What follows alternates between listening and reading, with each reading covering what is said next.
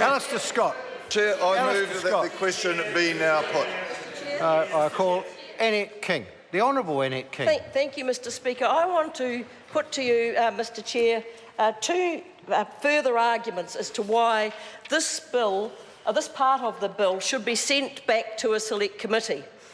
Just before I do that, I have to express my disappointment that we've been unable to get any answers to questions, and this is the only time there will be questions asked of this part of the bill in the entire time. The public won't get to ask, only the opposition will get to ask, and we have failed to get our passing parade of ministers who've sat in the chair to answer questions that have been put. And I think that shows a certain arrogance by the government, who have put up one backbench speaker to defend it and no answers. That is not good enough. But, Mr Chair, there are two reasons why this part should go back to the Select Committee. We were told by the Minister there ought to be a review of the Public Works Act. When the Minister has said that, why is this part not included in the review of the Public Works Act? Wouldn't you think that was the first step of any changes, rather than an added-on urgency motion trying to pass it through all stages in a sticking plaster way? Why would the government not do a review of the Public Works Act, which the Minister said needed to be done? The second issue is one that Kelvin Davis raised, and Kelvin Davis said at the Maori Affairs Select Committee they are about to start looking at first refusal rights, and they're going to consider it at the Maori Select Committee. First refusal rights, that's a piece of work they are doing.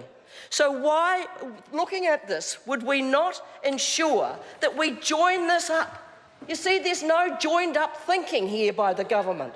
It's all over the place. So we've got the Maori Select Committee looking at first refusal rights, as affects Maori, I presume, and we have the Minister saying we need to review the Public Works Act, and we have the hapless Minister of Housing comes in and puts in, under urgency, a quick little change. Not very, very important at all. Now, there's a way to go about this, Mr Chair. We send it back to the Select Committee.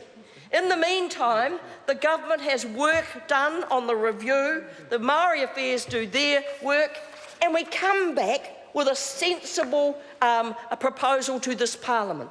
We then ask the public of New Zealand, in fact maybe they'd like to get the Law Commission to look at this, but you then come back to the Parliament and back to the people of New Zealand and ask them what do they think.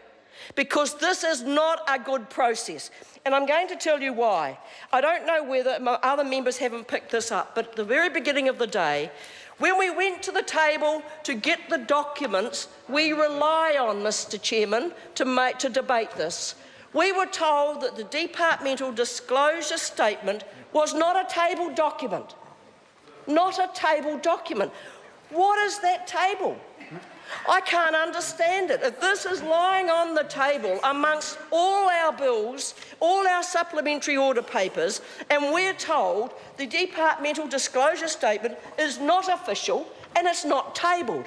It's a nonsense. So we're relying on, to debate today, a not official, not tabled departmental disclosure statement.